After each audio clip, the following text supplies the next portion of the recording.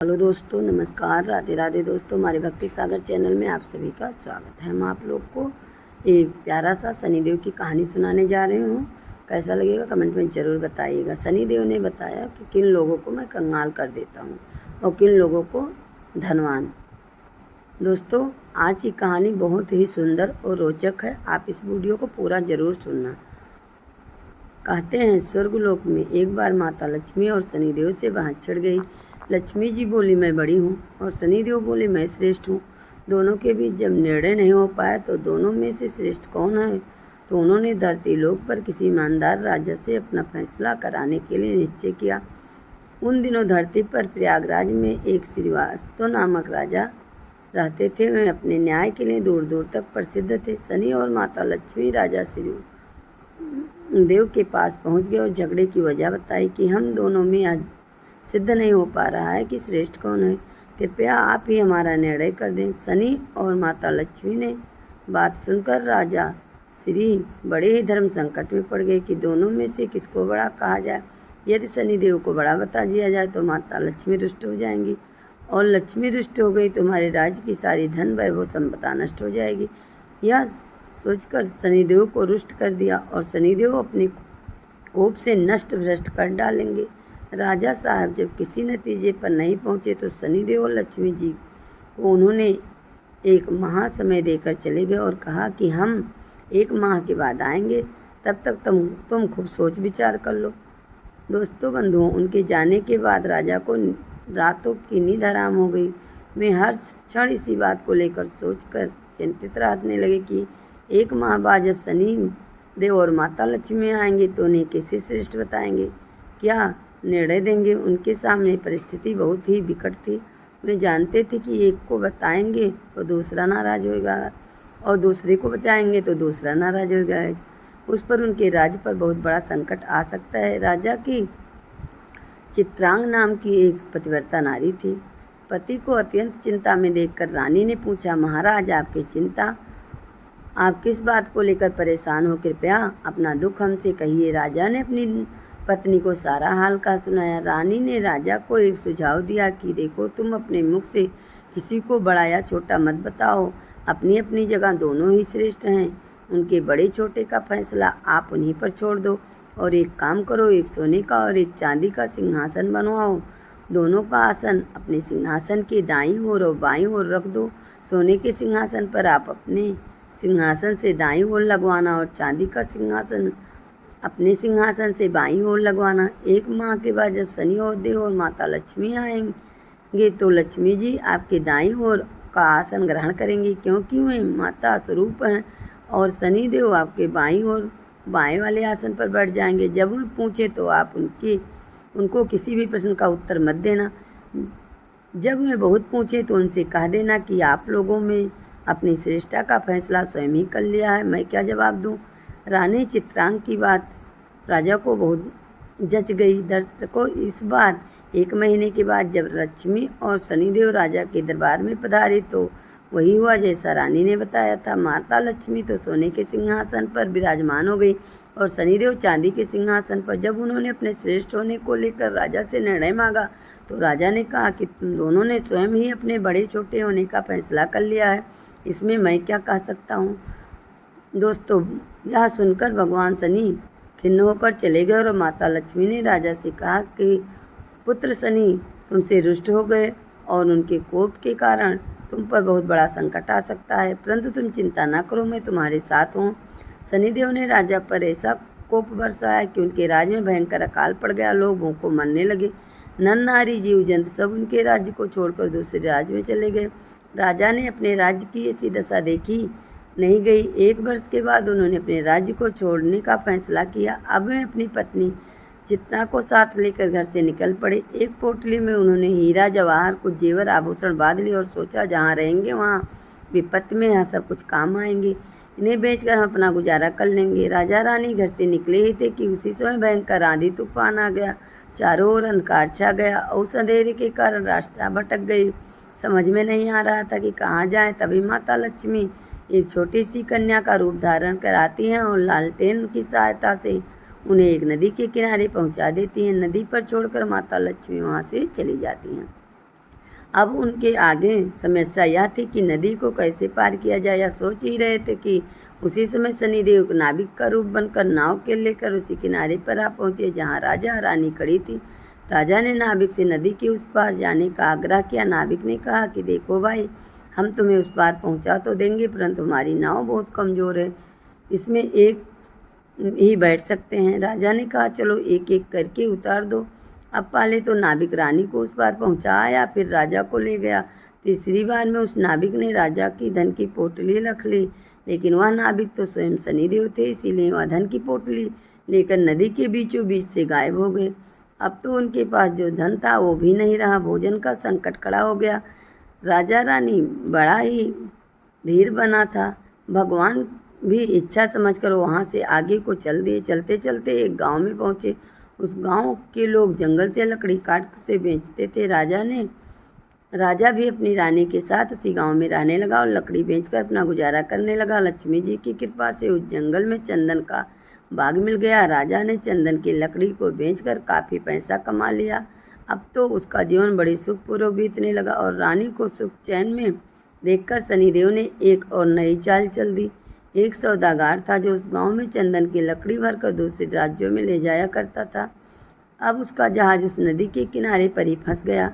उसने जहाज को चलाने का बहुत प्रयास किया, किंतु जहाज टस से मस नहीं हुआ। सौदागर के समझ में नहीं आ रहा था कि क्या करे। तभी शनिदेव एक ब्राह्मण का रूप बनाकर उस सौदागर के पास आए और बोले, सौदागर, तेरा जहाज तो चल गया, लेकिन कोई पतिव्रता स्त्री तेरे जहाज में हाथ लगा दे।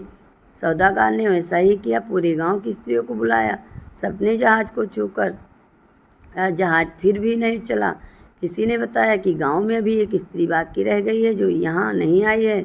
सौदागर स्वयं चलकर उसके घर गया। वो स्त्री कोई और नहीं, रानी चित्रा थी।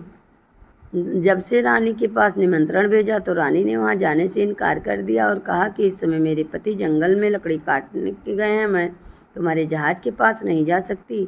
सौदागर के आदमी ने वापस जाकर उसकी सारी बात बता दी। सौदागर समझ गया कि यही औरत पतिव्रता है और यही उसके जहाज को निकाल सकती है। वह शाम को फिर उसके घर गया। उस समय श्री घर पर नहीं था और इसीलिए उसने निमंत्रण स्वीकार नहीं किया। जब राजा और रानी से कहा कि वह जहाज छू दे जिससे वह निकल जाए सके, तो रानी ने अपनी पति के कहने पर जहाज को छू दिया और जहाज हिलने लगा। यह देखकर सौदागर के मन में पाप जागा कि क्यों ना इसको अपने साथ ले चलूं। यह स्त्री बहुत सुंदर भी है और यदि कहीं जहाज फिर से फंस गई तो इसे छूकर उसे निकलवा लूँगा। यह सोचते उन्हें चित्रा को अपने साथ खींच लिया और जहाज लेकर चल दिया। चित्रा चिल्लाती रह गई, परंतु जब तक जहाज काफ़ी दूर जा चुका था। रानी अत्यंत रूपवती थी। उसे देखकर सौदागर के मन में पाप आ गया। वह अपनी पत्नी बनाने की इच्छा करने लगा। रानी ने सौदागर की छेड़छाड़ से तंग आकर सूर्य देवता से प्रार्थना की कि उसको अपने सती की रक्षा करने के लिए कोढ़ दे दे। उसकी प्रार्थना भगवान सूर्य ने सुन ली। उसी समय रानी के शरीर से कोढ़ फूट गया। वे एकदम से कुरूप रूप वाली हो गई और क्रूप शरीर को देखकर सौदागर उसके पास नहीं जाता, पर वह हमेशा अपने साथ रखता। इधर राजा रोते चिल्लाते नदी के किनारे चल पड़े। वह इसी उम्मीद में थे कि यदि जहाज उस तरफ से गुजरा तो वह अपनी पत्नी छुड़ा लेगा। आखिर उसको जहाज का वो कहीं पता नहीं चला। वो नदी के किनारे आश्रम के साधुओं के साथ रहने लगा। अब तो राजा वहाँ पर साधुओं की सेवा करता और गायों को चराता था और गायों को गोबर उपले बनाता था। वो उपले लक्ष्मी जी की कृपा से सोने के बन जाते थे। इस प्रकार कुछ ही दिनों में उसके पास ढेर सारी सोने की ईंट हो गई। एक दिन वही सौदागर जो राजा की पत्नी को ले गया था, उसका जहाज उसी नदी पर आया। राजा ने सागर को पहचान लिया और उसे सौदागर को ईंट दिखाकर कहा, यदि सौदागर उसे साथ में ले चले तो सोने की ईंट सौदागर को दे देंगे। सौदागर ने राजा को पहचान लिया था, परंतु सोने की ईंटों के लालच में उसे अपने पास बैठा लिया। ईंटों को भी जहाज में भरवा लिया। जब जहाज चल पड़ा तो सौदागर ने राजा को पहचान लिया था, परंतु सोने की ईंट के लालच में उसे अपने पास बैठा लिया। ईंटों को भी जहाज में भरवा लिया। जब जहाज चल पड़ा तो सौदागर ने को नदी में फंसवा दिया। राजा की चीख पुकार रानी ने सुन ली और उसने तुरंत एक तकिया जल में फेंक दिया। उस तकिए के सहारे राजा एक पुल पर पहुंच गया जहाँ आते जाते जहाज़ों से चुंगी ली जाती है। राजा को वहाँ के लोगों ने निकाल दिया और लोगों ने राजा से पूछा कि वह कौन है और वहाँ कैसे आया। तो राजा ने कहा, यहाँ वह एक अत्यंत दुखी आदमी है, उसका सब कुछ लुट गया है, उसके पास कुछ नहीं बचा है। वहाँ के लोग उसको पकड़कर राजा के पास ले गए। राजा से नौकरी मांगी। राजा ने श्री बस को अपने यहाँ बगीचे में माली का काम दे दिया। दर्शक, राजा को एक पुत्री थी, उसके लिए राजा नित्य फूलों का सुंदर गजरा एक मालिन लाती थी।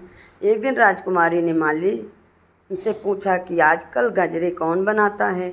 बहुत सुंदर गजरे बनाता है। मालिन ने राजकुमारी को बताया कि एक नौकर नया आया है जो बड़े ही सुंदर गजरे बनाता है। राजकुमारी ने उस नौकर को देखने की इच्छा जताई। जब उसने राजा को देखा तो वह उस पर मोहित हो गई और राजा से ही ब्याह करने की जिद ठान ली। राजा ने बहुत मना किया परंतु राजकुमारी नहीं मानी, तो उसने लाचार होकर दोनों का ब्याह कर दिया और जंगल में एक मकान दे दिया। धीरे धीरे समय बीतता चला गया। कुछ दिन बीता तो राजा श्री ने राजकुमारी से कहा कि ऐसे बेकार बैठे रहकर मेरा मन नहीं लगता है, तुम अपने पिता से कहो कि मेरे को कुछ जहाज़ों की चुंगी का ठेका दे दें। राजकुमारी ने अपने पिता से यह प्रस्ताव रखा तो राजा ने कहा, ठीक है। अब तो श्री अपने अपने जहाज़ों से चुंगी लेता था। इसी प्रकार जब 7 वर्ष बीत गए, शनि का प्रभाव खत्म होने को आया, तो एक दिन सौदागर का जहाज़ वहीं से निकला तो श्री ने उस जहाज़ को रोककर उसे आगे जाने से रोक लिया। सौदागर को यह देखकर बड़ा क्रोध आया। वह तुरंत शिकायत लेकर राजा के पास पहुंचा। राजा ने श्री से पूछा, तो सौदागर के जहाज़ों को क्यों नहीं जाने दे रहा है? तो श्री ने बताया कि महाराज, इस सौदेगार के पास मेरे सोने की ईंट है या मेरे सोने की ईंट नहीं दे रहा है। राजा ने कहा, तुम्हारे पास क्या प्रमाण है कि इसके पास जो ईंट है वह आपकी है? तो श्री ने कहा, महाराज, आप इसे दरबार में सब लोगों के सामने बुलाइए। वो ईंट एक तरफ से जुड़ी हुई है। यदि सौदागर ईंट खोल देता है तो यह सारी ईंट उसकी है। यदि वह ईंट नहीं खोल पाता है तो इन ईंटों को मैं खोल कर दिखाऊंगा कि वो ईंटों को दरबार में लाया गया। और सौदागर ने कहा कि यदि ये सोने की ईंट है तो तुम खोल दो, और यदि तुम नहीं खोल पाते हो तो वो ईंट तुमसे ले ली जाएगी। दोस्तों, सौदागर शाम तक उन ईंटों को खोलने का प्रयास करता रहा परंतु उसने एक भी ईंट नहीं खुली। अंत में जब शाम हो गई तो राजा के दामाद श्री ने की बारी आई। उसने उन्हें चंद क्षणों में ही उन ईंटों को खोल दिया। तब राजा ने पूछा, वह कौन है? जो श्री ने पूछा, श्री ने पूरी कहानी बता दी। महाराज, मैं अपनी पत्नी चित्रा को और मेरी पत्नी चित्रा को इसने सौदागर ने छीन लिया था। कृपया मुझे मेरी रानी दिलवा दीजिए। बंधुओं, राजा ने सौदागर से कहा, चित्रा को पालकी में बुलवाया और सौदागर को पकड़कर कड़ी से कड़ी सजा दी। चित्रा ने पुनः सूर्यदेव से प्रार्थना की कि वो मेरे रूप को फिर से पहले वाला लौटा दें। भगवान सूर्य देवता की कृपा से रानी फिर से सुंदर हो गई। राजा ने आदरपूर्वक श्री को खूब सारा धन देकर विदा कर दिया। साथ में अपनी बेटी और चित्रा को भी उसने अपनी बेटी मान लिया और खूब धन दौलत देकर राजा को प्रेम पूर्वक विदा कर दिया। राजा पुनः अपने राज्य में लौट आया और फिर से राज सिंहासन पाकर सवार हो गया। फिर एक दिन शनिदेव ने प्रकट होकर राजा श्री से कहा, राजन, हम दोनों की तो एक बहाना था। हम आपके सत्य की परीक्षा ले रहे थे। अब मैं तुम्हें बता रहा हूँ कौन से लोग नाश को प्राप्त होते हैं। नंबर 1, विपत्ति। मैं विपत्ति में भी जो अपने धर्म को और सत्य को ना त्यागे उसका कभी नाश नहीं होता, अपितु देवता लोग भी उसका सहायता करते हैं। नंबर 2, गरीबी आने पर भी जो अन्याय का मार्ग ना चुन पाए, धन ना खाए, वह देवताओं का सदा कृपा पात्र रहता है। मैं उसका कभी बुरा नहीं करता, उस पर लक्ष्मी की कृपा सदैव बनी रहती है। नंबर 3, धन संपदा पाकर भी जो अभिमान न करे,